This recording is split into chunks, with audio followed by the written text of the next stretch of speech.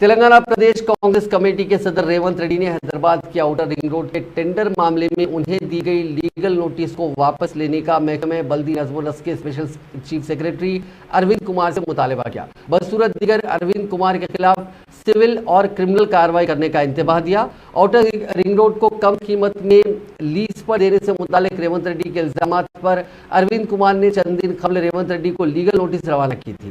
इस नोटिस का रेवंत रेड्डी ने आज अपने वकील के जरिए जवाब देते हुए अरविंद कुमार से नोटिस वापस लेने का मुतालबा किया, क्योंकि एक आईएएस ओहदेदार को सियासी कायद की तरह नोटिस रवाना करने का कोई इख्तियार नहीं होता। उन्होंने कहा कि एक आईएएस ओहदेदार को किस तरह रहना चाहिए और जिम्मेदारियों को किस तरह निभाना चाहिए, ये तमाम बातें उनके सर्विस रूल्स में शामिल हैं।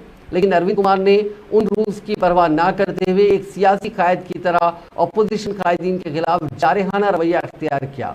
रेवंत रेड्डी ने कहा कि all India services rules conduct 1968 के मुताबिक एक आईएएस ओहदेदार को बगैर किसी सियासी मकासद के गैर जानिबदार रहना चाहिए, लेकिन अरविंद कुमार हुक्मरान जमात की खुलकर वकालत कर रहे हैं। उन्होंने कहा कि आउटर रिंग रोड उनके पार्लिमानी हल के मलकाजगिरी के तहत आता है, इसलिए उन्होंने एक जिम्मेदार अवामी नुमाइंदे की हैसियत से 7,380 करोड़ में आईआरबी इदारे को 30 साल के लिए टोल टैक्स वसूल करने की जो इजाज़त दी गई है, उसे रियासत के खजाने को भारी नुकसान हुआ।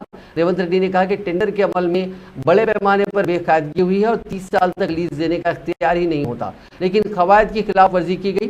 टेंडर के अमल में हुई बेकायदगियों की निशानदही करने पर अरविंद कुमार ने उनके खिलाफ कानूनी कार्रवाई के तहत नोटिस जारी की थी, लेकिन इस नोटिस से वो डरने वाले नहीं हैं।